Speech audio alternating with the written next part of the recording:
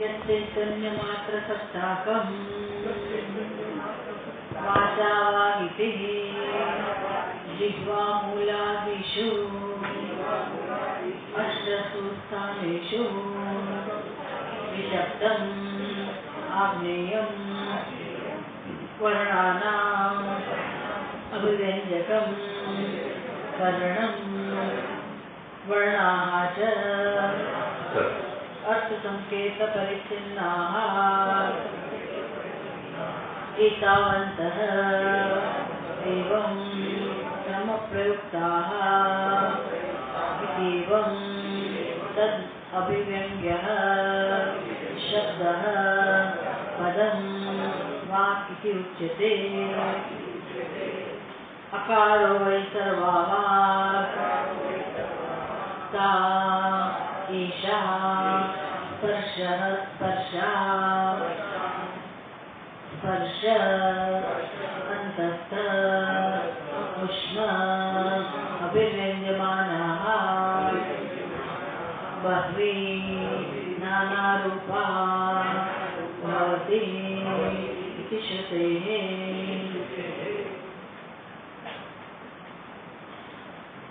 यच्चैतन्यमात्रसत्ताकं ब्रह्म જેનું સ્વરૂપ કેવું છે?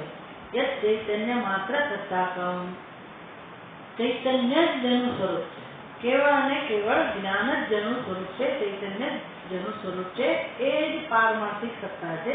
સત્તા એટલે આ જેનું સ્વરૂપ છે, શુદ્ધ સ્વરૂપ, ચૈતન્ય જેનું સ્વરૂપ છે તે બ્રહ્મ.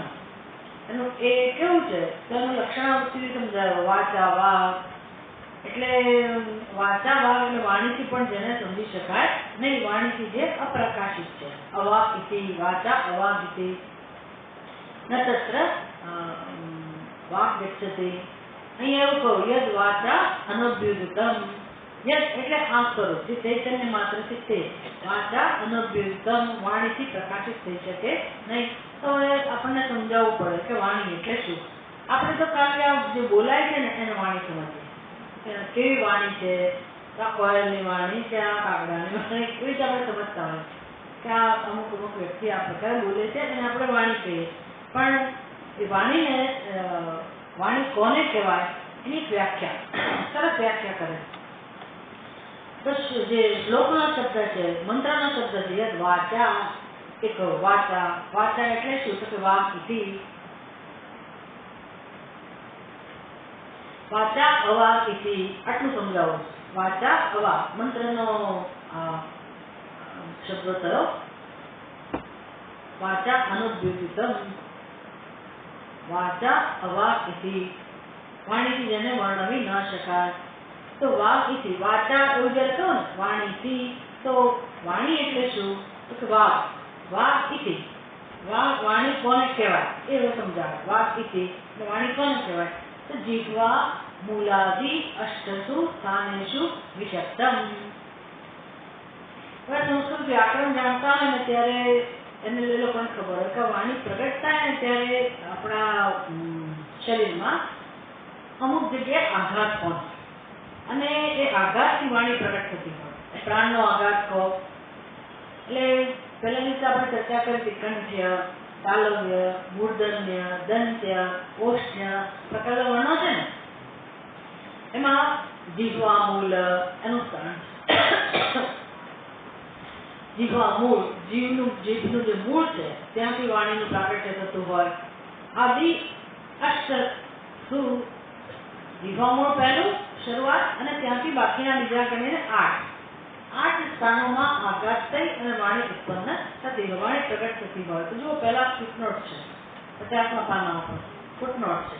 જીહ્વા મૂળ, હૃદય, કંઠ, મૂર્ધા, દંત, નાસિકા, ઓષ્ઠ અને તાલ. આ બધાનો ઉપયોગ થતો હોય છે. બધા અવયવોનો ઉપયોગ વાણી પ્રગટ થવા માટે થતો હોય. એટલે વાણી એટલે શું? તો કે જેનું સ્થાન આ 8 અંગોમાં છે, 8 ઘટકોમાં છે, 8 સ્થાનોમાં છે. અષ્ટસુ સ્થાનેષુ વિષક્તમ આ વાણીનો આશ્રય કહેવાય. આ 8 સ્થાન એ વાણીનો આશ્રય કહેવાય. પછી વાણીનો આપણી વ્યાખ્યા છે. વાણી એટલે શું? તો કે જેનો આશ્રય આ 8 સ્થાન છે. પછી વાણી કેવી છે? તો કે આગ્નેયમ. આગ્નેય એટલે વાણી અગ્નિ તત્વમાંથી ઉત્પન્ન થાય. પૃથ્વી તત્વ, જળ તત્વ, અગ્નિ તત્વ, વાયુ તત્વ અને આકાશ તત્વ, આ 5 તત્વો આપણી અંદર આ ઉપાધિમાં રહેલા છે. એમાં વાણી શેમાંથી ઉત્પન્ન થાય છે? તો કે અગ્નિ તત્વમાંથી. એટલે અગ્નિ દેવતા તમે પ્રગટાવો, અગ્નિ દેવતા પ્રગટાવો હોય તો તમારે કંઈક ઈંધણ આપવું પડે ને. કારણ કે તમે તેલ કે ઘી એ જેમ બધું આપો, સક્રિયતા આપો એટલે અગ્નિ સારી રીતે પ્રજ્વલિત થાય. તમારે અવાજ તમારો વધારે પ્રગટાવો હોય, બોલવું હોય તો એવું કહે છે કે ઘી ખાવું જોઈએ. એટલે બ્રાહ્મણોને વધારે પેલા યજ્ઞ યાગાદી કરવાના હોય, બહુ બોલવાનું હોય એટલે પેલો ઘી પસંદ કરે. એટલે ઘીની આહુતિ આપો કેવું અગ્નિ પ્રગટ થાય. એમાં વાણી પણ આગ્નેય છે એટલે અગ્નિમાંથી, એનો ગુણ એ છે અગ્નિમાંથી પ્રગટ થાય છે. એ વાણીની વ્યાખ્યા થઈ. 8 પહેલું વ્યાખ્યા કઈ છે? આ 8 સ્થાનોમાં જે રહેલી છે એનો જે આશય છે. બીજું આગ્નેય, અગ્નિ તત્વમાંથી પ્રગટ થયેલી છે. ત્રીજું વર્ણાનામ અભિવ્યંજકમ કરણમ. આ વર્ણાનામ, વર્ણ એટલે શું? અથી શરૂ કરીને છેક સુધીના, ક ખ ગ ઘ થી શરૂ કરીને ખ ળ ક્ષ જ્ઞ જે પ્રકાર તમે સમજતા હો, સ્વર અને વ્યંજન આ બધાનું વર્ણાનામ અભિવ્યંજકમ કરણમ. આ વર્ણોને પ્રગટ કરવા માટે જે કરણ સાધન છે એમના વાણી. વાણી બધા વ્યંજનોને વર્ણોને પ્રગટ કરે. ક ખ ગ ઘ એ બધું. આ ત્રીજી વ્યાખ્યા છે. પછી કે વર્ણાહ ચ અર્થ સંકેત પરિચ્છિન્નાહ. આ વર્ણ છે ને એ આમ ખાલી આપણે ક ખ એવું બોલીએ તો કઈ અર્થ ના સમજાય. ક એટલે શું એટલું સમજાય, પણ પછી એનું પ્રયોજન હોય ને, એ આખો શબ્દ બોલે કમળ, તો આ બધી વાણી પ્રગટ થઈ. પણ એને શું કર્યું? એ વર્ણનો જે અર્થ હોય એક શબ્દ પણ પ્રગટ કર્યો. કમળ એ શબ્દ, પછી કમળનો કોઈ અર્થ હોય, આ બધું વાણી પ્રગટ કરે. એટલે વર્ણને પણ પ્રગટ કરે, વર્ણના અર્થના સમૂહ દ્વારા એક પદની ઓળખ આપે, એનો અર્થ પણ એ પ્રગટ કરે. અને વર્ણાહ ચ અર્થ સંકેત પરિચ્છિન્નાહ. એટલે દરેક વર્ણો શું કરે? કોઈક ને કોઈક અર્થ પ્રગટ કરે આપણી બુદ્ધિમાં. વર્ણનો બનેલો જે શબ્દ છે એનાથી આપણી બુદ્ધિમાં કોઈક ને કોઈક અર્થ પ્રગટ થાય. એકાવંત વર્ણ ત્યાં સુધી, જ્યાં સુધી આપણી બુદ્ધિમાં એનો અર્થ પ્રગટ થાય ત્યાં સુધી જે કામ થયું એ બધું વાણી કહેવાય. એવો ક્રમ પ્રયુક્તા ઇતિ. પછી એ ક્રમશઃ એટલે એ સમજવા માટે એ બધું છે ને આપણો વેદાંતની વ્યાખ્યા, વેદાંતિઓની વાણી માટેની વ્યાખ્યા કઈ? તો કે વદન વાક, જે બોલાય છે વાણી, અને યા જેનાથી બોલાય છે એને વાણી કહેવાય. એ વેદાંતિની વ્યાખ્યા છે. એટલે વાક ઇન્દ્રિય કોને કહેવાય? તો કે જેનાથી વાણી પ્રગટ થાય. આટલી વ્યાખ્યા. મીમાંસકોની વ્યાખ્યા બાજુ જુદી. એ કહે છે કે આ ક ખ ગ આ બધા જે વર્ણો છે એ બોલાય અને એના દ્વારા આપણી બુદ્ધિમાં એક અર્થ પ્રગટ થાય. ત્યાં સુધીનો જે આ સંકેત વર્ણનો આ બધું વાણી કહેવાય. પછી કે આ વાણી ક્રમશઃ એની યોજના હોય છે, સંયોજન હોય છે. ક્રમ પ્રયુક્તા ઇતિ. તો એ તમને અહીંયા નીચે ફૂટનોટમાં સમજાવે છે. ક્રમ એટલે શું? ક્રમશઃ શબ્દ બનતો હોય એનો અર્થ શું? તો મીમાંસકોના મત પ્રમાણે એમને દ્રષ્ટાંત આપ્યું, જેમ કે ગૌહુ શબ્દ. તો ગૌહુ એ આખો શબ્દ એ કેવી રીતે ક્રમશઃ બન્યો? તો કે પહેલો ક્રમ કોનો છે? ગ, પછી ઔ અને પછી વિસર્ગ.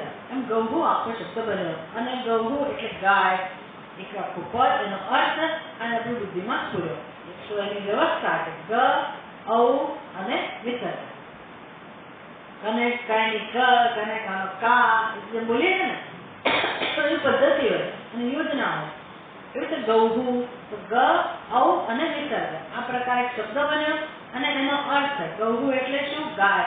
અહીં સુધીની જે આખી પ્રક્રિયા બની એને લોકો વાણી એવું કહે છે.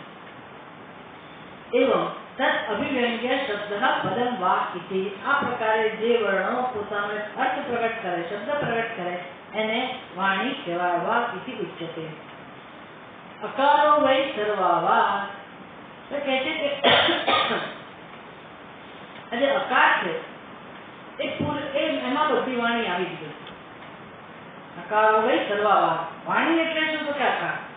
આવું કઈ હોય અકાર એટલે જ વાણી? તો કે હા, બીજા બધા જે શબ્દો વર્ણો છે ને એ અકારનો જ વિસ્તાર. આમ જોવા જાવ તો વાત તો સાચી છે કે ક બોલીએ ત્યારે એમાં અકાર રહેલો જ છે, ભલે ને આપણે એને વ્યંજન કહીએ, પણ ક નું ઉચ્ચારણ અ વગર ના. તમે ક બોલો કે ક બોલો એટલે દક્ષિણ ભારતના લોકો એની રીતે બોલે, આપણે આપણી રીતે બોલીએ. એટલે હવે તમે ત્યાંથી શીખ્યા હોય વ્યાકરણ તો અહીંયા તમને ફેલ કરે એવું બને. એમાં ઉચ્ચારણ થોડું ભારપૂર્વક થાય અને એને અધૂરો છે એવું કે, અને આપણે પહેલા એને અટકાવી દઈએ અને અધૂરો જે રીતે સમજીએ, ગમે તે રીતે બોલો તો ભાર નહીં આપીને બોલો કે ભાર આપીને બોલો તો હોય, આ વગર બોલી જ ના શકાય. એટલે લખતી વખતે આપણે કઈ પદ્ધતિ અપનાવીએ? મારે ક વ્યંજન એટલો જ જ્યારે વ્યક્ત કરવો હોય તો આપણે લખવાની પદ્ધતિ જુદી હોય. ક અને નીચે આપણે સ્ટ્રોક કરીએ ને હલન એને કહેવાય. એટલે એનો અર્થ કે આ ક ખોડો છે. તમારે શું સમજવાનું? એ ક ની અંદર અ નથી. હવે જો હલંત ના હોય અને ક લખ્યો હોય તો શું સમજવાનું? ક ની અંદર અ છે, આખો ક છે. હવે આખો ક જ બોલી શકાય, અડધો ક બોલી શકાય એવું જ નથી, બોલી જ ના શકાય, કારણ કે અંદર અઓતપ્રોત છે. એટલે તમે બોલવાનો પ્રયત્ન કરો પણ બોલી નહીં શકાય. એટલે લખવામાં કેમ છૂટું પાડવું એ આપણે કરી શકીએ, પણ બોલવામાં કેમ ભેદ સમજવો તો એ પોતાની પદ્ધતિ પ્રમાણે આપણને શીખવાડે કે જોડીઓ શબ્દ આ રીતે બોલાય તેને આપણે શીખવાડે. પણ ગમે તે કરો અંદર અ તો હોય. એટલે અનો જ વિસ્તાર છે. અ પછી આ, ઈ, ઉ, એટલે બધું મૂળ સ્થાન કોણ છે? એટલે એને કહું સર્વાવા અ અકારો વૈ સર્વાવા સા એશા. આ જે છે વાણી સર્વાવા સ્ત્રીલિંગ છે. અ વાણી છે એ વાણી સ્પર્શ અંતસ્થ ઉષ્મ બેહી વ્યજ્યમાના. એ કેવી રીતે પ્રગટ થાય? આ અકાર કેવી રીતે પ્રગટ થાય? તો કે સ્પર્શ. સ્પર્શ એટલે વાણી જુદા જુદા આના સ્થાન કયા આશ્રયો એમાં સ્પર્શથી પ્રગટ થતી હોય. કેટલા સ્પર્શ વ્યંજન કહેવાય. એટલે ઓષ્યા, પ, ફ, બ, ભ, મ આ બધા સ્પર્શ હોઠને સ્પર્શીને બધા પ્રગટ થાય. ક, ખ, ગ, ને સ્પર્શીને આ બધા વ્યંજનો પ્રગટ થાય તો એને સ્પર્શાહા એવું કહેવાય. આ બધા વ્યંજનો છે કેવી પ્રગટ થાય છે? સ્પર્શથી. બીજા અંતસ્થ બોલો તો એ મહાપ્રાણી, એમાં ક્યાંય સ્પર્શ નથી, એ અંતસ્થ અંદરથી હૃદયમાંથી જ પ્રગટ થાય. પછી ઉષ્મ બીજી કેટલાક ઉષ્મા સ્વર હોય છે એ જોવું પડે એને કોણ કયા સ્વરને કહે છે. કોઈ ઉષ્મ સ્વર જે મિક્સ હોય એમાં એ બધા ઉષ્મ સ્વર છે. આ પ્રકારે રચના સ્વર અને વ્યંજનની પ્રગટ થવાની. એટલે કેવી રીતે વાણી પ્રગટ થાય છે? તો કેટલાક વર્ણ સ્પર્શથી, કેટલાક અંતસ્થ અને કેટલાક ઉષ્મ. આ રીતે બહવી નાના રૂપા ભવતી. આ એ જે અકાર વાણી છે એ જ વાસ્તવમાં અનેક રૂપમાં પ્રગટ થાય. જુદા જુદા માધ્યમથી, જુદા જુદા સ્થાનેથી આ વાણી પ્રગટ થતી હોય છે. ઇતિ શ્રુતે હે હું ક્યાં કહું છે? ઐતરેય ઉપનિષદની અંદર આ બધું આવે છે. ઇતિ શ્રુતે હવે આગળ કહે છે મિતમ અમિતમ સ્વરઃ સત્યારુતે એષા વિકારઃ યસ્યાઃ તયા વાચા પદત્વેન પરિચ્છિન્નયા કર્ણગુણવત્યા અનભ્યુદિતમ અપ્રકાશિતમ અનભ્યુક્તમ.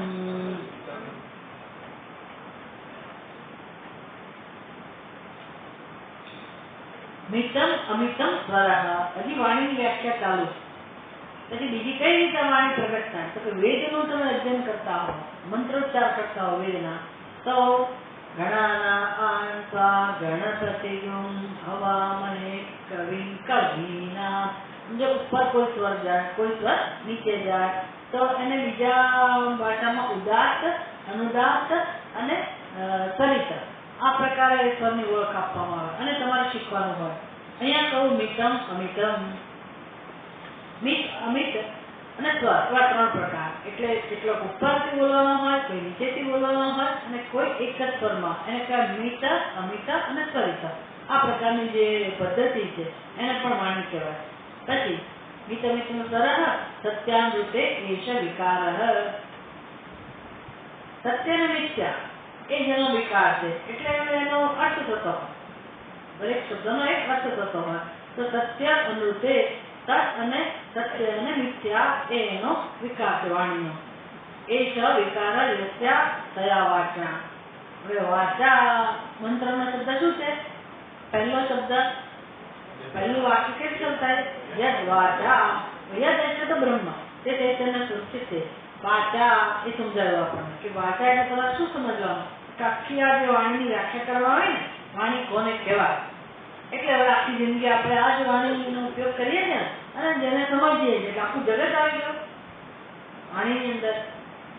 આવી જે વાણી છે જેનાથી તમે આખા જગતને સમજી શકો, બધા જ નામરૂપને સમજી શકો, પણ તમે બ્રહ્મ તત્વને આ વાણીથી સમજી શકો નહીં. કેમ? તો કે આવી વાણી વડે યદ વાચા પદત્વેન, જે પદની બનેલી છે, પદત્વેન પરિચ્છિન્ન, પદમાં મર્યાદિત થઈ જાય. કારણ કે પદ પછી જે શબ્દોનો અર્થ પ્રગટ કરે બધા મર્યાદિત છે.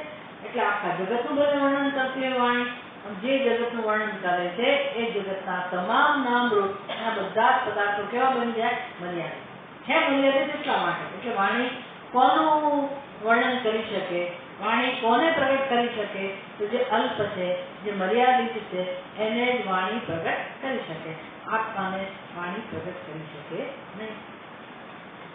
કરણ ગુણવત્યા, વળી એ બોલાય તો જ આપણે શું કહેવાય, મૂંગા માણસને એ ઇન્દ્રિય કામ જ ના કરતી હોય તો કેવી રીતે વર્ણન કરી શકે?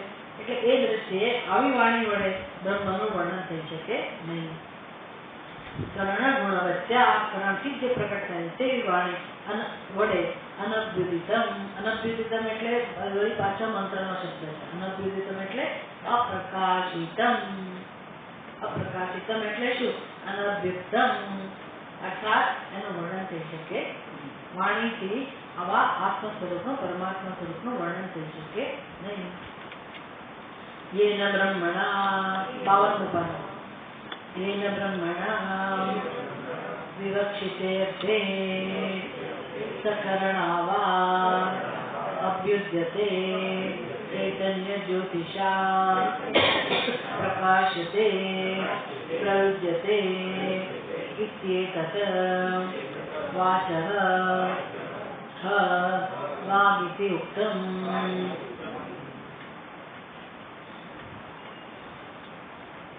એટલું જ નહીં, વાણીથી તો આ બ્રહ્મનો પ્રાગટ્ય નાશ થઈ શકે આવી વાણીથી, પણ યેન બ્રહ્મણા, બીજી વસ્તુ શું યાદ રાખવાની?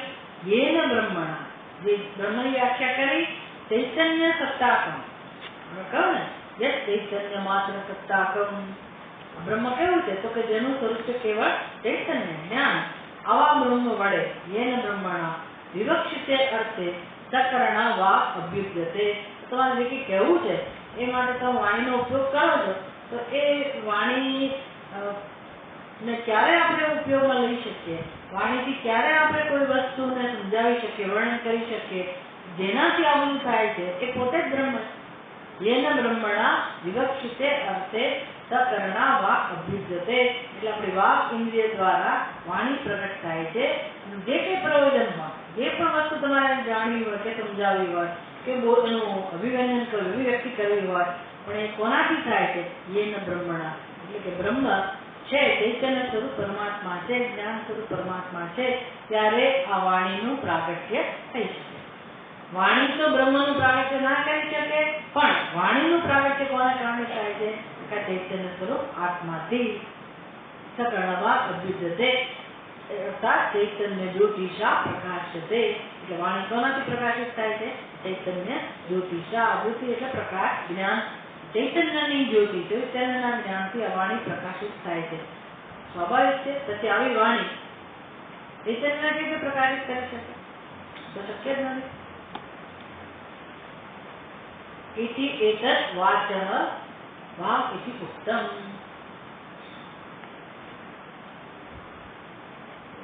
इति एतद् वाचः. હવે જે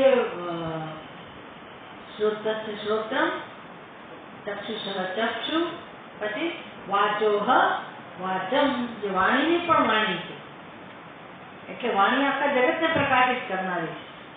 પણ વાણીને પ્રકાશિત કરનાર કોણ છે? ચૈતન્ય. એટલે હવે ચૈતન્યને પણ શું કહેવાય? વાણી. પણ એ કઈ વાણી છે? તો કે આ જે વાણી છે એની પણ વાણી એટલે આ જ્ઞાન સ્વરૂપ પરમાત્મા. એને કહેવાય વાચો વાચમ. એટલે એ પણ વાણી જ છે. મુખ્ય વાણી કઈ થઈ? ચૈતન્ય. તમે વાણી આ બધું કહેતા હો તો એવી જરૂર નથી. આત્મા કે એવું બધું પ્રગટ નથી કરતો, પણ એ જે પ્રગટ વાણી જે કરે છે એને સામર્થ્ય આપનાર, એને પ્રેરણા આપનાર, એને પ્રકાશિત કરનાર કોણ છે? પાછી બીજી વાણી. એટલે બીજી વાણી પોતે કેવી છે કે એમાં કોઈ ઇન્દ્રિય નથી, એ તો શુદ્ધ જ્ઞાન સ્વરૂપ છે, પણ એની હાજરીમાં વાત ઇન્દ્રિય પોતાનું કામ કરી શકે. એટલે એના માટે શબ્દ વપરાયો વાચો વાચમ. હવે બૃહદારણ્યક ઉપનિષદની અંદર ટાંકીને કહે છે, પ્રમાણ સાથે કહે છે કે તમે એવી વ્યાખ્યા કરી વાણી વિશે, તો બીજી કોઈ જગ્યા કહેવામાં આવ્યું કે નહીં? એ કહે છે વદન વાક. બૃહદારણ્યક ઉપનિષદની અંદર કહેવામાં આવ્યું વદન વાક. પ્રગટ થાય છે એટલે એને વાણી કહેવાય. ત્યારે આપણે બોલીએ છીએ ને એ પ્રગટ થાય, બોલવાનું કામ થાય ત્યારે એને વાણી એવું કહેવાય. હવે એ વાણી પોતે નક્કી ના કરે કે મારે બોલવું છે, આનો તેવો થયો બોલવું છે એવું બીજું નક્કી કરે ને, આપણે નક્કી કરીએ. હું નક્કી કરું કે મારે બોલવું છે તો જ વાણી પ્રગટ થાય. એટલે ખરી વાણી કોણ કહેવાય? જે પ્રગટ કરે છે.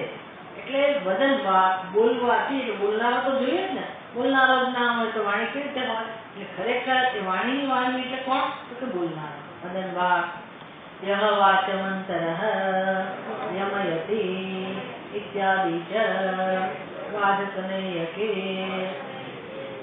પછી એ જ ઉપનિષદમાં કહેવામાં આવ્યું યહ વાચમ અંતરઃ યમયતિ.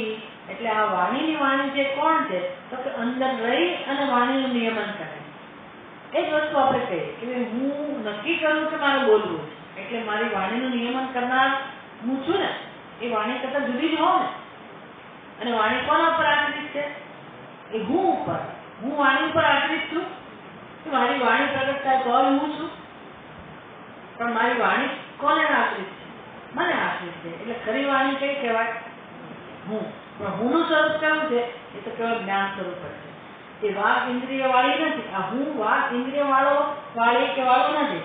આત્માને વાક ઇન્દ્રિય નથી, પણ વાક ઇન્દ્રિય જે કામ કરે છે એ કોને કારણે કરે છે? આત્માને કારણે. એટલે એના વગર વાણી અધૂરી છે. એના વગર વાણી પોતાનું કામ કરી શકે નહીં. યાવા પુરુષેષુ સાધોષેષુ પ્રતિષ્ઠિતા કશ્ચિત્તાન વેદ બ્રાહ્મણ ઇતિ પ્રશ્નમુત્પાદ્ય પ્રતિવચનમુક્તમ સા વાગ્યયા સ્વપ્ને ભાષતે.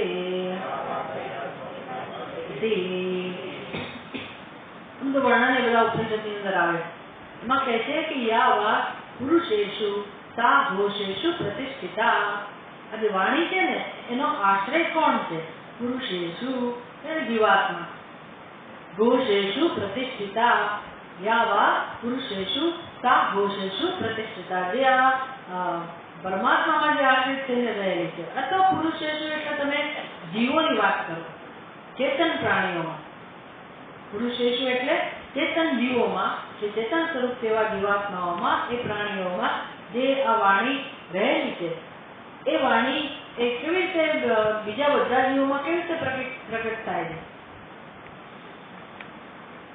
ઘોષેષુ એટલે હવે આપણામાં તો આ રીતે વાણી પ્રગટ થાય છે, પણ અન્ય તો પ્રગટ થાય છે કે નહીં? ક્યાંક આગળ બોલે છે, ચકલીએ બોલે છે, અને ઘુવડે પોતાની અવાજ કરતું હોય, કૂતરાની રીતે અવાજ કરતા હોય. આ બધાને વાણી ના કહેવાય. એને શું કહેવાય? ઘોષ. કૂતરાનો અવાજ. આપણે ત્યાં હાથીની ગર્જના, હાથીની ગર્જના કહીએ, શું કહીએ? ચિંતા. ખરે ને? ભીની ગર્જના. પછી શિયાળની શબ્દ સાંભળે જાઉં, સ્કૂલમાં ભણતા હતા, શીખવાડતા હતા. શિયાળની લવારી એવું કહેવાય. શું સંભળાય છે? શિયાળની લવારી. દરેક માટે એવો શબ્દ છે. કૂતરાનું ભસવું. એટલે હવે એને તમે લવારી કહો, ગર્જના કહો, ટીંડાળ કહો, આ બધાને માટે કયો શબ્દ વપરાયો? ઘોષ. ઘોષ, એ બધાનો અવાજ હોય, બધા પ્રાણીઓનો પોતપોતાનો અવાજ હોય. આને પણ વાણી જ કહેવાય. હવે બધું કોને આશ્રિત છે? ભૂષુ પ્રતિષ્ઠિતા યાવા કશ્ચિત્તામ વેદ બ્રાહ્મણ, કોઈક જ જાણે. એટલે હવે આપણે જાણ્યું કે ભાઈ આ બધાનો આશ્રય કોણ છે, બધી વાણીનો આશ્રય કોણ છે? તો જ્ઞાન સ્વરૂપ પરમાત્મા. જ્યાં જ્યાં આ પ્રકારે ઘોષના રૂપમાં જે અભિવ્યક્ત થાય છે અથવા આવી રીતે વર્ણોના માધ્યમથી શબ્દના રૂપમાં અભિવ્યક્ત થાય છે, એ બધી જ વાણી એનો આશ્રય કોણ છે? તો ચૈતન્ય સ્વરૂપ પરમાત્મા. આવું કોઈ જ જાણે છે. એથી પ્રશ્ન ઉત્પાદ્ય પ્રતિવચનમ ઉક્તમ. એટલે આ તો ત્યાંના સંવાદ છે એ ઉપનિષદના, કે આવો પ્રશ્ન પૂછ્યો હશે અને ત્યારે એનો ઉત્તર કેવી રીતે આપવામાં આવ્યો? પ્રતિવચનમ ઉક્તમ, જવાબ આપવામાં આવ્યો. કયો જવાબ આપવામાં આવ્યો? સા વાત જયા સ્વપ્ને ભાષતે ઇતિ. ભાઈ વાણી તો ખરેખર કોણ છે? તો કે જે સ્વપ્નમાં પણ બોલાય, સ્વપ્નમાં બોલાય છે. એટલે હવે આપણને ધીરે ધીરે એ વાણીનું અધિષ્ઠાન કોણ છે એના તરફ ધ્યાન દોરવા માટે આ પ્રયોગ કરવામાં આવ્યો. જાગ્રતમાં તો આપણે શું સમજીએ છીએ? આપણે જ બોલીએ છીએ કે વાઘ ઇન્દ્રિય જ બોલે છે, જાણે કે વાઘ ઇન્દ્રિયને સ્વતંત્રતા અને એ જ વાણીનું અધિષ્ઠાન, એવું આપણે જાણીએ કે ના, વાઘ ઇન્દ્રિય કોને કારણે બોલાય છે? તો કે એને સત્તા અને સ્ફૂર્તિ આપનાર ચૈતન્ય તત્વ છે. અને એ ચૈતન્ય તત્વની અંદર જ સામર્થ્ય છે જેને કારણે વાણી પ્રગટ થાય છે. એટલે કે જરૂરી નથી કે તમે જાગ્રત અવસ્થામાં બોલો, સ્વપ્નમાં બોલીએ છીએ આપણે, પણ સ્વપ્નમાં જયારે બોલો છો તમારું મોં તો બંધ હોય. કેટલાક લોકો બડબડ કરતા હોય સ્વપ્નમાં, એ બડબડાટ જુદો છે, પણ આપણે સ્વપ્ન જોતા હોઈએ ત્યારે આપણા ચહેરા પર કદાચ જરા અમુક સંકેત પ્રાપ્ત થતો હશે કે આ વ્યક્તિ સ્વપ્ન જુએ. બરાબર, બાકી આપણને તો ખબર જ નથી. આપણે તો ઊંઘે જ છીએ, આ શરીર તો ઊંઘે જ છે, આ વાઘ ઇન્દ્રિય તો નથી જ કામ કરતી, કારણ કે આપણું એની સાથે તાદાત્મ્ય જ નથી. અને સ્વપ્નમાં છતાંય આપણે બોલીએ, કોઈ સાથે વાત કરીએ છીએ, તો એ વાણી કઈ? એ વાણીનો આશ્રય કોણ? એ સમજાય. તમે સ્વપ્ન જોનાર, એ વાણી ક્યાંથી પ્રગટ થઈ? સ્વપ્ન જોતી વખતે જે આપણે બોલતા હોઈએ તો એ સ્વપ્નમાં જે વાણી પ્રગટ થઈ એને પ્રકાશિત કરનાર કોણ હોય? આત્મા જ હોય.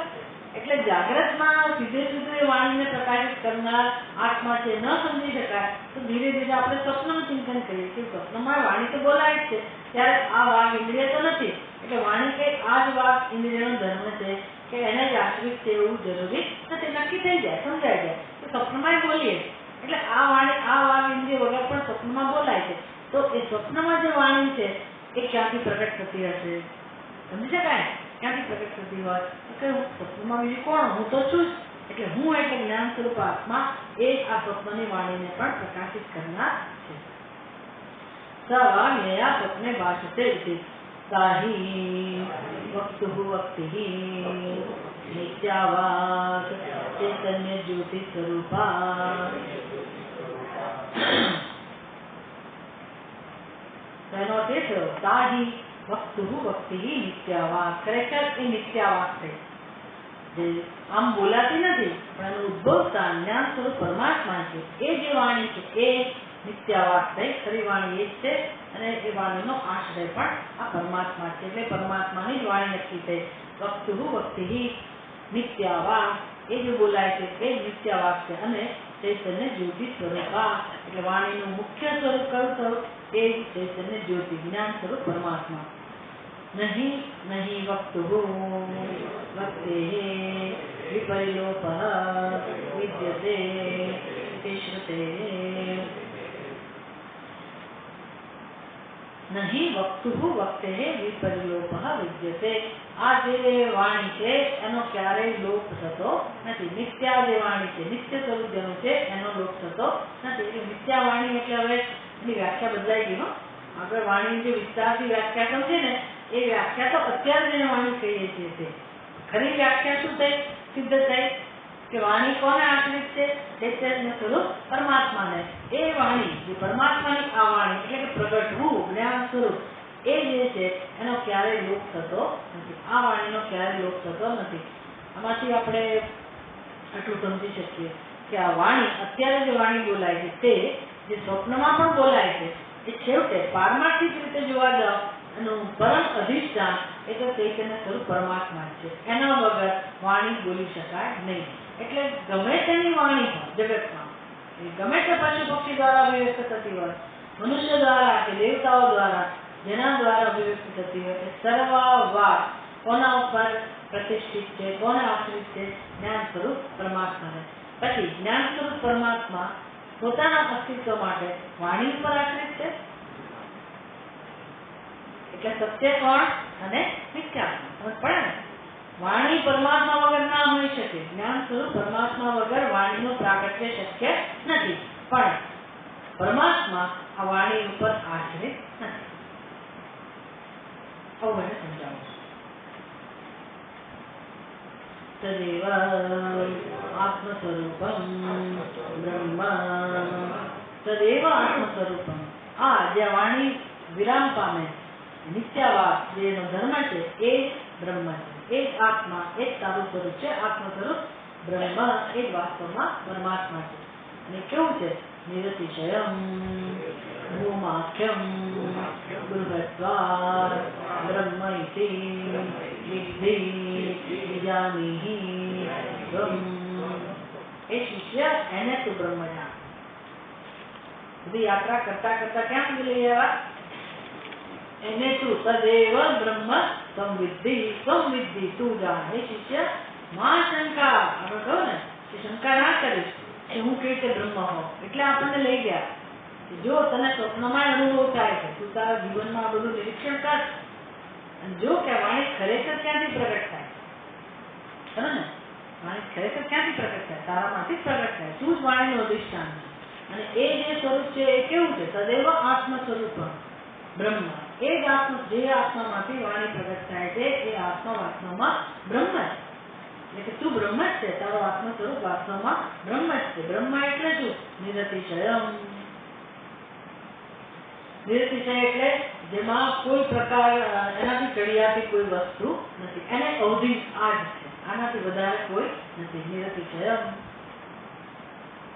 સર્વોત્કૃષ્ટ. નિરતિશય એટલે બધાથી ચડિયાતું. બ્રહ્મ એટલે આત્મા એટલે બ્રહ્મ. અને એનો ધર્મ કયો? તો કે સર્વથી ઉત્કૃષ્ટ. ભૂમાખ્યમ. છાંદોગ્ય ઉપનિષદમાં આ આત્મા માટે કયો શબ્દ વાપરવામાં આવ્યો? ભૂમા. ભૂમા. ભૂમા એટલે પણ અનંત. ભૂમા એટલે અનંત, જેનો કોઈ અંત નથી. કે આપણે અંતવાળા સમજી છે ને પોતાને, કે આ શરીર એટલે જ હું, એનો તો અંત આવી ગયો હુંનો. કે આ તો ખરેખર ભૂમા છે. ભૂમા છે એટલે એનો કોઈ અંત છે જ નહીં. એ જ સૌથી ચડિયાતું છે, એ જ અનંત છે અને એ જ બ્રહ્મ છે. બ્રહ્મનો અર્થ શું થાય? બૃહત્વાદ બ્રહ્મ. એ સૌથી મોટું. સૌથી મોટું એટલે પૂર્ણ. સૌથી મોટું એટલે શું? જો બધું આવી ગયું બ્રહ્મ. એટલે તારું આત્મ સ્વરૂપ વાસ્તવમાં પૂર્ણ છે, બ્રહ્મ છે, એ જ બ્રહ્મ છે. શંકા શું હતી? શંકા શું હતી? હું કેવી રીતે બ્રહ્મ હોય? પણ હું જેની ઉપાસના કરું તે બ્રહ્મ હોય. પણ આ પ્રક્રિયા આપી કે જુઓ, આપણો બધો જ વ્યવહાર હવે એવું છે ને કે આપણે એવું માનીએ છીએ કે આ હું બોલું છું, તકલીફ એ. પણ હું એટલે કયો ખ્યાલ છે? આપણો શરીર. હું એટલે આ શરીર. અને પછી એ શરીરમાં વાગ ઇન્દ્રિય છે અને એ વાણીનો ઉપયોગ હું કરું છું અને એમાં અહંભાવ છે. એટલે હું એમ કહું છું કે હું બોલું છું. અજ્ઞાન એટલે આટલું જ. જ્ઞાન એટલે આટલું જ. થોડું ચિંતન કરીએ કે ભાઈ જેને હું કહું છું એમાં મારું શું છે? જે વાક ઇન્દ્રિયનું હું કહું છું, એક વાક ઇન્દ્રિય પણ આપણને સમજાવ્યું, એ પણ કેવી વ્યવસ્થા. વાક ઇન્દ્રિય પોતે પંચમહાભૂતમાંથી સર્જાયેલી. કયા અંશમાંથી સર્જાયેલી છે?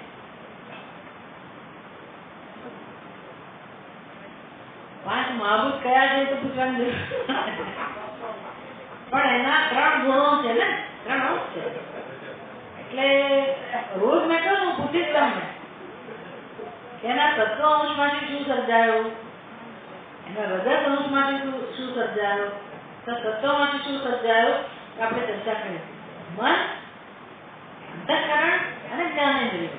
5 મહાભૂતના તત્વ અંશમાંથી અંતઃકરણ અને જ્ઞાનેન્દ્રિયો.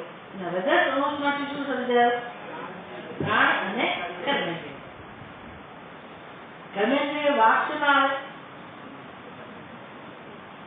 ગયું. વાક કર્મેન્દ્રિય કહેવાય. વાણી કર્મેન્દ્રિય કહેવાય, જ્ઞાનેન્દ્રિય ના. વાક એટલે કર્મેન્દ્રિય. જોઈ લે તો ઘરે જઈને કર્મેન્દ્રિય કોને કહેવાય. મારો વાળો ક્લાસ અક્ષરમાં જ જાય. એટલે આવી જે 5 મહાભૂતમાંથી એના રજોગુણમાંથી જન્મેલી જે વાણી છે એ વાણી એ ભગવાનનું સપનું છે. એમાં કે આપણે તો કશું કર્યું નથી, છતાંય આપણે એને હું કહીએ. એટલે વાણી બોલે ત્યારે હું બોલું. આ બધું તમે જ્યારે એની છણાવટ કરો અને જે ખાતામાં જતું હોય તમે જવા દો તો એમાં મારા ખાતામાં શું આવે? હું બોલનાર એ તો રહું ને, વાણીથી બોલાય. પણ વાણી કોને કારણે? તો તમે જુઓ ક્યાંથી ઉત્પન્ન થાય, વાણીનો ઉદ્ભવ ક્યાંથી થાય? તો અત્યારે તો હું નક્કી કરું બોલું, પણ એ હું એટલે કોણ? તો સ્વપ્નમાં હું બોલું છું અને હું નક્કી કરું છું. એટલે એ વાણીનું નિયંત્રણ કરનાર કોણ હોય? હું જ હોઉં. પણ એ હું એટલે કોણ? તો જાગ્રતમાં આ શરીર છે, પણ સ્વપ્નમાં તો આ શરીર નથી. સ્વપ્નમાં જે વાણી બોલાય છે એના માટે આત્મા જ એના માટે જવાબદાર છે. કારણ કે હું તો આત્માનું સ્વરૂપ, જ્ઞાન સ્વરૂપ જ ત્યાં બચે છે. અને અન્યત્ર જે કોઈ જીવાત્માની અંદર જે ઘોષના રૂપમાં પ્રગટ થાય છે એ વાણીનું અધિષ્ઠાન પણ આ જ્ઞાન સ્વરૂપ પરમાત્મા છે. તો સર્વત્ર જ્યાં પણ વાણીની ઉત્પત્તિ થાય છે, પ્રાગટ્ય થાય છે, એનું અધિષ્ઠાન જ્ઞાન સ્વરૂપ પરમાત્મા જ છે. તો એ હું હોઈ શકું, પણ એ જ હું હોઈ શકું. કારણ કે હુંનો અનુભવ તો થાય જ છે. પછી મારે કે હું કોણ કહેવાની જરૂર નથી. એ હું સ્વયં પ્રગટ છે, સ્વયં પ્રકાશ છે અને સહજ રીતે અનુભવાય છે. તો એને મારે હવે મર્યાદિત સમજવો કે અમર્યાદિત? મને કોઈ પસંદગી જ નથી. મારે કેવું સમજવું પડે? મર્યાદિત કે અમર્યાદિત? એનું કોઈ નામ આપી શકો? કઈ રીતે મને મર્યાદિત કરો કે અમુક રૂપ વાળો, અમુક નામ વાળો, ગુણ વાળો? એની કોઈ વિશેષતા જ નથી. તો એની સહજતા કઈ છે? પૂર્ણતા, અનંતતા. એના ભૂમા નામ આપવામાં આવ્યું કે આ આત્મા તું જો અને સમજાશે કે એ તો પૂર્ણ છે, બ્રહ્મ છે. તો હવે હું કોણ સાબિત છું?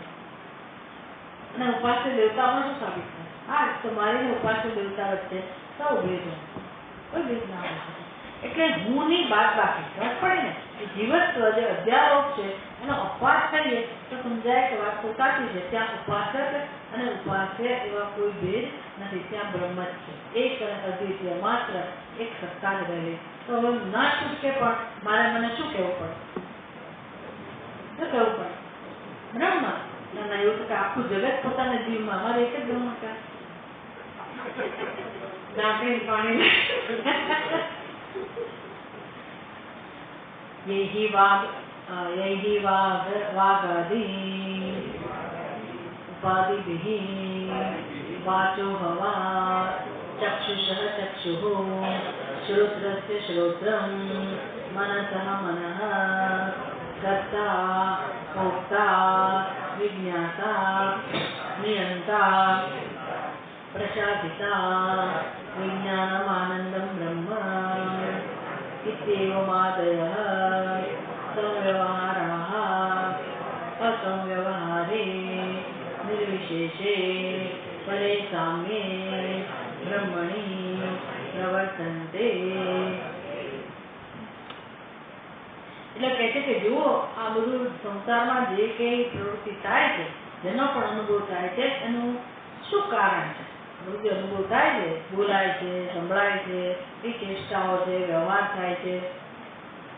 યૈહિ વાક આદિ ઉપાધિભિઃ વાચનહિ વાક. તો જે તમને કહેવામાં આવ્યું કે બ્રહ્મ કેવું છે? વાણીની વાણી, ચક્ષુનું ચક્ષુ. એ શું કામ એવો ઉપદેશ કરવો પડે? કારણ કે યૈહિ વાક આદિ ઉપાધિભિઃ, તો વાણી વગેરે ઉપાધિ છે. વાક ઇન્દ્રિય એ ઉપાધિ છે, ચક્ષુ ઇન્દ્રિય એ ઉપાધિ છે, કર્ણ ઇન્દ્રિય છે એ ઉપાધિ છે. તો કર્ણ દ્વારા, ચક્ષુ દ્વારા, વાણી દ્વારા જે પ્રગટ થાય છે ખરેખર કોણ છે? તો કે એ તો બ્રહ્મ જ છે, ચૈતન્ય સ્વરૂપ પરમાત્મા છે. એ જ આ બધી પ્રક્રિયાઓ દ્વારા, ઉપાધિ દ્વારા પ્રગટ થાય છે. આપણે કોને હું માની લઈએ? તો ઉપાધિને હું માની લઈએ. આપણું સ્વરૂપ આ બધા દ્વારા પ્રગટ થાય છે, જ્ઞાન સ્વરૂપ. એની ના નથી, પણ એ જ્ઞાન સ્વરૂપ પરમાત્મા ઉપાધિને જ હું કહે છે અને પોતાને વક્તા, જનતા, મનતા, શ્રોતા, દ્રષ્ટા આવું બધું સમજે છે. એટલે કહે છે કે આ આવું હોવાથી કેવું પડ્યું કે ભાઈ ખરેખર તમે કોણ છો? તો કે આ વાણી તમે નથી, પણ વાણી જેને કારણે બોલી તે તમે છો. આ ચક્ષુ એ તમે નથી, પણ ચક્ષુ જેને કારણે જોઈએ છે તે તમે છો. એટલે આવું સમજાવવા માટે શ્રોત્રસ્ય શ્રોત્રમ, ચક્ષુષ ચક્ષુ આ પ્રકારે શબ્દ પ્રયોગ કરવામાં આવ્યો. ઉપાધિ વિધિ વાચ હવા, ઉપાધિને ધ્યાનમાં રાખીને આ ઉપદેશ છે. વાચ હવા, ચક્ષુષ ચક્ષુ, શ્રોત્રસ્ય શ્રોત્રમ, મનસઃ મનઃ. પછી હવે બીજા કયા ખ્યાલો છે?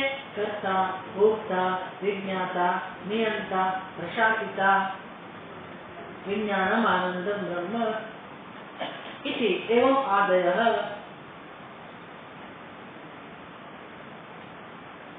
પાંચ કોષની પણ વાત કરી દીધી. આપણા માટે આ બધી વાત શ્રોતા મનતા આપણું વર્ણન આ પ્રકારે. બ્રહ્મનું વર્ણન કેવી રીતે કરે? ચક્ષુષ ચક્ષુ, વાચ હવા, ચક્ષુષ ચક્ષુ એ કોનું વર્ણન થયું? બ્રહ્મનું. ચક્ષુ એટલે આપણું વર્ણન, કારણ કે આપણે ચક્ષુને હું સમજીએ એટલા માટે. પણ આપણા સાચા સ્વરૂપનો નિર્દેશ કરવા માટે, બ્રહ્મનો નિર્દેશ કરવા માટે આ શબ્દો વાપરવામાં આવે છે શ્રુતિની અંદર. કેવા શબ્દો?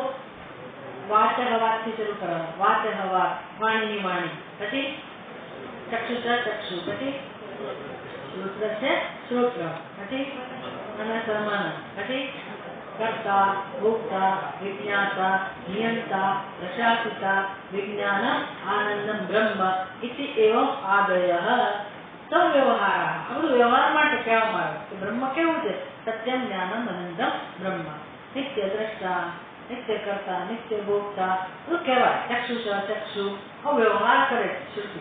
કારણ કે આપણે ઉપાધિમાં અહંભાવ ધરાવીએ, અથવા તો આત્મા પરમાત્મા પોતે આ બધી ઉપાધિઓના માધ્યમથી પ્રગટ થઈ રહ્યો, આપણે જાણતા નથી. એટલે એનું વર્ણન કરવું હોય શ્રુતિ તો શું કરવું પડે? તો તૈત્તરીય ઉપનિષદની અંદર બહુ વિસ્તારથી સમજાવે. ત્યાં બ્રહ્મની વ્યાખ્યા શું કરવામાં આવી? સત્યમ જ્ઞાનમ અનંતમ બ્રહ્મ. હવે કેમ તમે આવા શબ્દો વાપર્યા બ્રહ્મ માટે? તો કે આપણે કોને ઓળખીએ છીએ? જે અસત્ય છે ને એને જાણીએ. આપણે જેને જાણીએ છીએ એને સત્ય કહીએ છીએ, પણ અસત્ય એ ખરેખર અસત્ય છે. એટલે હવે એ જેને આપણે સત્ય કહીએ છીએ એ બ્રહ્મ નથી, એ બધું અસત્ય છે. એટલે બ્રહ્મ માટે કયો શબ્દ વાપરવો પડે? સત્ય. આપણે જેને જાણતા નથી એ બધું અસત્ય છે. અને ખરેખર બ્રહ્મ કેવું છે? તો કે સત્યમ. એટલે સત્યમ એ બ્રહ્મનું વિશેષ નામની જરૂર નથી કે બ્રહ્મને, પણ હવે તમે જે વ્યવહાર થઈ જ રહ્યો છે એને ધ્યાનમાં રાખીને શ્રુતિ બ્રહ્મ માટે કયો શબ્દ વાપરે છે? કે તમે જે જાણો છો અસત્ય છે અને વાસ્તવમાં બ્રહ્મ સત્ય છે, એ ઉપદેશ આપવા માટે. પછી જ્ઞાનમ. જ્ઞાનમ કેવું કહેવું પડે? તો કે અજ્ઞાન તેને ધ્યાનમાં રાખીને બ્રહ્મ માટે વિશેષણ વાપરવામાં આવ્યું જ્ઞાનમ. આપણને તેનો અનુભવ છે અજ્ઞાન. પછી ત્રીજો કયો અનુભવ છે આપણને? દુઃખનો અથવા અલ્પતાનો. એટલે બ્રહ્મની અંદર દુઃખ નથી, અલ્પતા નથી, અને આપણી બુદ્ધિમાં આ બધું છે, તો એનો અપવાદ કરવા માટે વિરોધી શબ્દ વાપરવામાં આવે. એટલે જડનું વિરોધી ચિત્ત, જડનું વિરોધી ચિત્ત એટલે સત્યમ જ્ઞાનમ. ચિત્ત એટલે જ્ઞાન. અસત્યનું વિરોધી સત્ય, સત્યમ જ્ઞાનમ. પછી અલ્પતા, એનું વિરોધી શું? અનંતતા. અનંતતા એટલે આનંદ, એ દુઃખનું વિરોધી છે. એટલે આપણે દુઃખને ઓળખીએ છીએ, અલ્પતાનો અનુભવ કરીએ છીએ. એ બધાનો નિષેધ કરવા માટે બ્રહ્મ એનાથી જુદા સ્વભાવ વાળું છે એ સમજાવવા માટે બ્રહ્મ માટે શબ્દ વાપરવામાં આવ્યા. સત્યમ જ્ઞાનમ અનંતમ. એને વ્યવહાર કહેવાય, સંવ્યવહાર. કોનો વ્યવહાર? શ્રુતિ. બાકી શ્રુતિ કઈ તમને શબ્દોથી બ્રહ્મનું વર્ણન નથી કરવા માંગતી, પણ આપણી બુદ્ધિમાં આ બધું સાંભળીને બધાનો નિષેધ થાય, અપવાદ થાય, અને જે બચે એનો અનુભવ કેવો હોય? એનો અનુભવ એવો જ છે કે એમાં ક્યારેક અભાવ નથી. એ પારમાર્થિક સત્ય કોનો ધર્મ થયો? આત્મા. એ જ્ઞાન સ્વરૂપ છે, સતત અનુભવાય છે. એટલે એનું પારમાર્થિક લક્ષણ એ સ્વભાવ શું થયો? તો કે હોવું. જ્ઞાન સ્વરૂપ હોવું અને વાંચવું, અસ્થિ અને વાંચી. અને એનો અનુભવ વળી પાછો કેવો છે? તો કે જે છે જ્ઞાન સ્વરૂપ છે અને એ જ પ્રિય છે અને એક અને અદ્વિતીય અનંત છે. આવો અનુભવ બચે છે એટલે આવા શબ્દો વાપર્યા. બાકી કોઈ શબ્દોની મદદથી શ્રુતિ પરમાત્માના સ્વરૂપનું વર્ણન કરતી નથી. એને કહેવાય વ્યવહારીયતે, એટલે બધો વ્યવહાર. સંવ્યવહારાઃ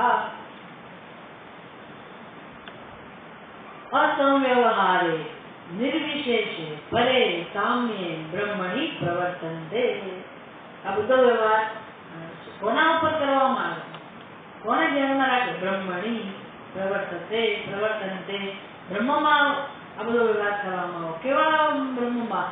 અસંવ્યવહારે, જે બ્રહ્મને જે વ્યવહાર માટે ઉપલબ્ધ નથી, જે બ્રહ્મમાં કોઈ પ્રકારનો વ્યવહાર નથી. એટલે વાસ્તવમાં બ્રહ્મ કઈ બોલતું નથી, બ્રહ્મ કઈ સાંભળતું નથી, બ્રહ્મની અંદર કર્તૃત્વ ભોક્તૃત્વ નથી, પરંતુ વ્યવહાર કરવામાં આવે. ચક્ષુ છે ચક્ષુ, આંખની પણ આંખથી વ્યવહાર કરે ને, પણ એક કોના ઉપર તમે કહેવામાં આવ્યું કે ચક્ષુ છે ચક્ષુ?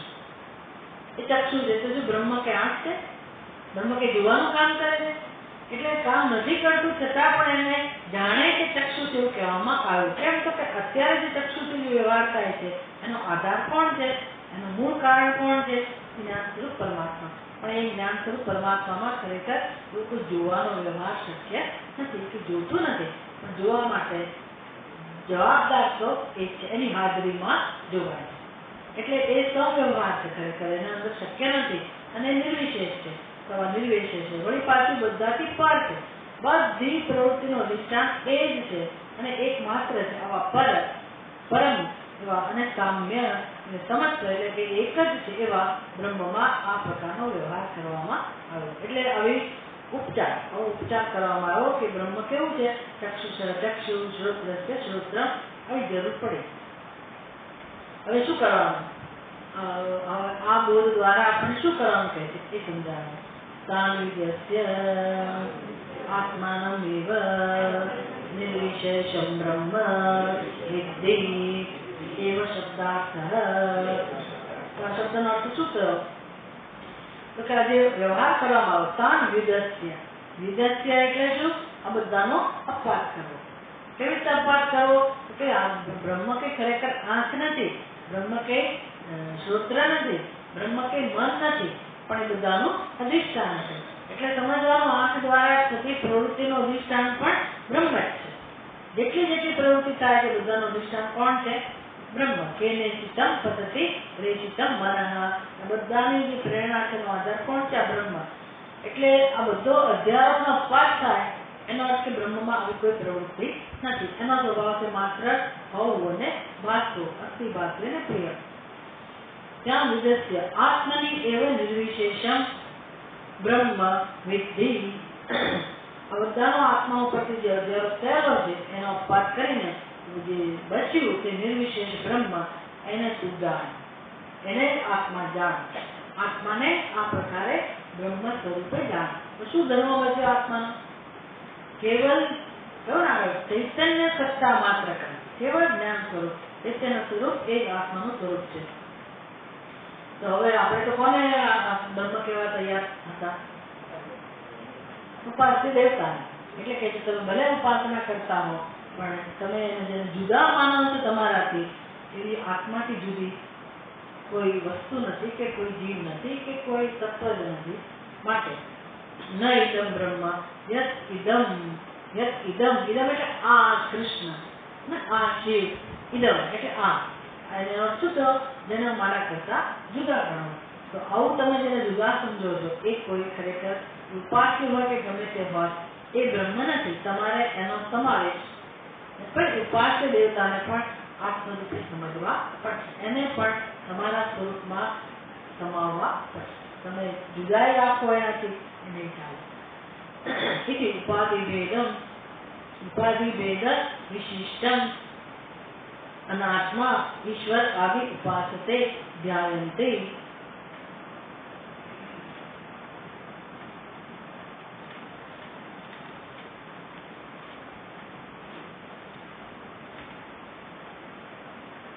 ભલે આગળ એવું કહી દીધું તદેવ બ્રહ્મ તમ વિદ્ધિ. ભલે કહો કે યત ઇદમ બ્રહ્મ ને ઇદમ બ્રહ્મ યત ઇદમ ઇતિ ઉપાધિ ભેદ વિશિષ્ટમ અનાત્મા ઈશ્વર આદિ ઉપાસતે ધ્યાયન્તે. ન ઇદમ બ્રહ્મ, આ બ્રહ્મ નથી. કોણ? યત ઇદમ, જેની તું ઉપાસના કરે છે. કેવી રીતે ઉપાધિ ભેદ યત ઇતિ યત ઇદમ ઇતિ આ છે એ રીતે ઉપાધિ ભેદ વિશિષ્ટમ જે કાર્ય ઉપાધિ અને ઉપાસ્યની ઉપાધિ એમાં જે ભેદ છે એ પ્રકારે તો જાણે છે વિશિષ્ટ અનાત્મા ઈશ્વર આદિ ઉપાસકે એટલે કે ભેદ કરે એટલે શું હું નથી એને કહેવાય અનાત્મા તો અનાત્માના રૂપમાં જેની ઉપાસના થાય છે ભલે તું એને ઈશ્વર છે પણ તું તારા સ્વરૂપે તો મને સ્વીકારતો ને એવા અનાત્માના રૂપમાં તું જેની ઉપાસના કરે છે ધ્યાન કરે છે તે બ્રહ્મ નથી તસ એવો બ્રહ્મ ત્વમ વિદ્ધિ એટલે આત્માને તું બ્રહ્મ જાણ इति उक्ते अपि इति वचन बाकी तदेव ब्रह्म त्वं विद्धि इति उक्ते अपि नेदं ब्रह्म इति अनात्मनः अब्रह्मत्वं पुनः उच्यते नियमार्थम् अन्य ब्रह्म बुद्धि परिसंख्यानार्थं वा अब परिक्रम તમે કહો नेदम यदिदम उपासते એવું પરિક્રમ કહેવામાં આવે આગળ કહો ને જો ચોથા મંત્રમાં 50મા પાના ઉપર યદ વાચા અનુદ્યુતમ येन वा उद्युज्यते तदेव ब्रह्म त्वं विद्धि કહી દીધું વાત પૂરી થઈ કે જેનાથી જેને વાણી પ્રકાશિત ના કરી શકે પણ જેને કારણે વાણી પ્રગટ થાય છે તેને તું આત્મા જાણ તેને તું બ્રહ્મ જાણ એટલે આત્માને જ બ્રહ્મ જાણવું કહી દીધું પછી આવું કેમ કહેવું પડ્યું नेदम यदिदम उपासते જેની ઉપાસના કરવી બ્રહ્મ નથી તો ફરી કેમ કહેવું પડ્યું એનો જવાબ આપ્યો કે તદેવ બ્રહ્મત્વમ વિધિ એટલે ભાર આપવા માટે છે તદ એવ એટલે આત્મા જ બ્રહ્મ છે ફરી પાછું કહો આત્મા જ બ્રહ્મ છે જેની ઉપાસના કરે તે બ્રહ્મ નથી તો ફરી કેમ કહે છે કે આત્મામાં જ મારી બુદ્ધિ બ્રહ્મનું દર્શન કરવા માટે તૈયાર થાય એનું પ્રયોજન એટલે આખી જિંદગી આપણે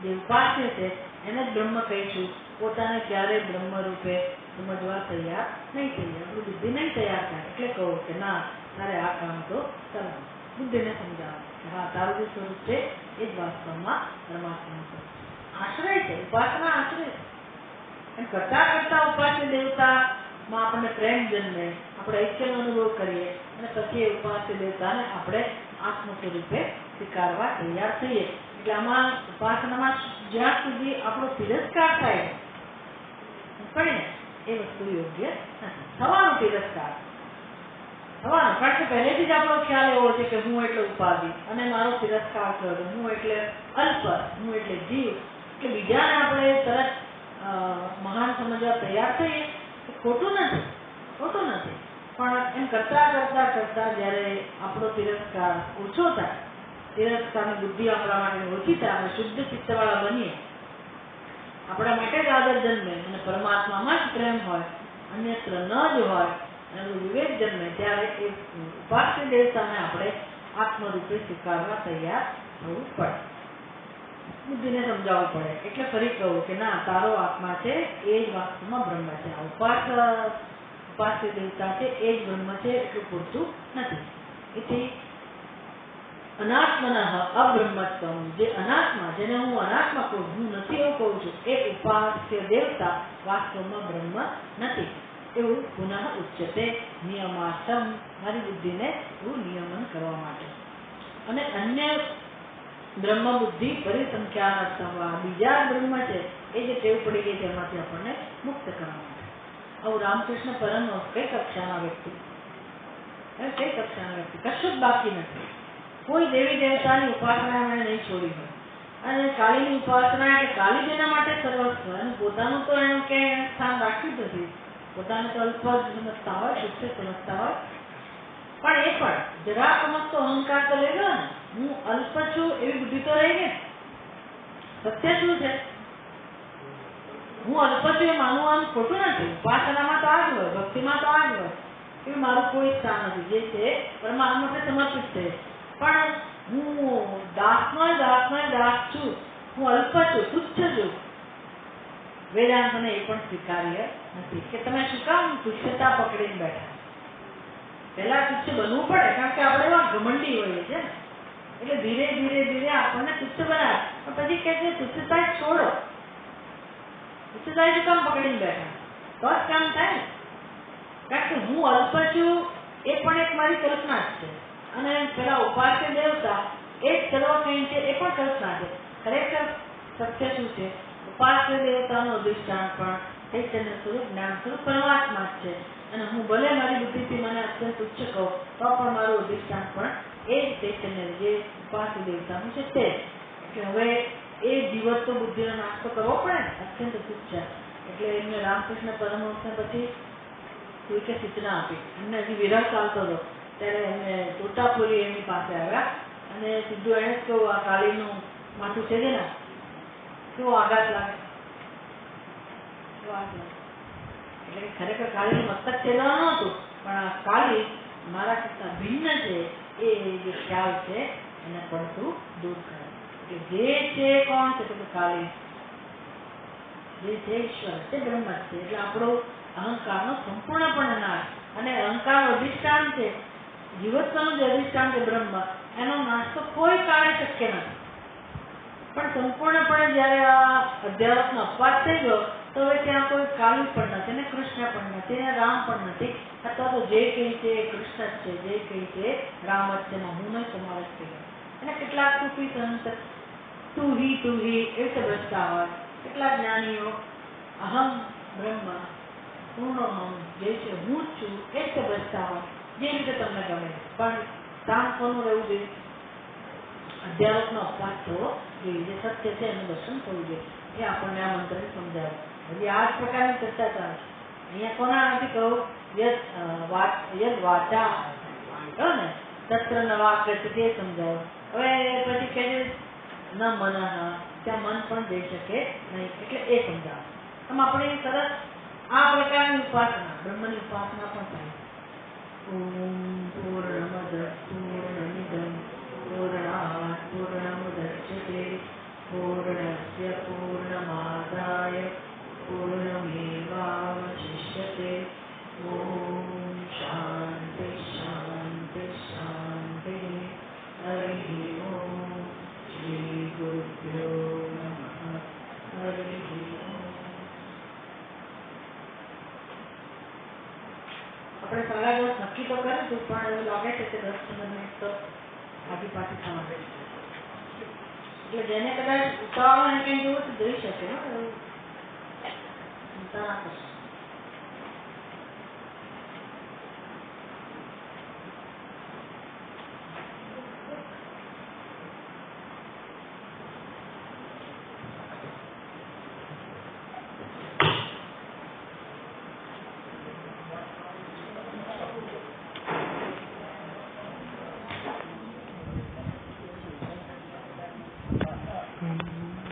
આવવાના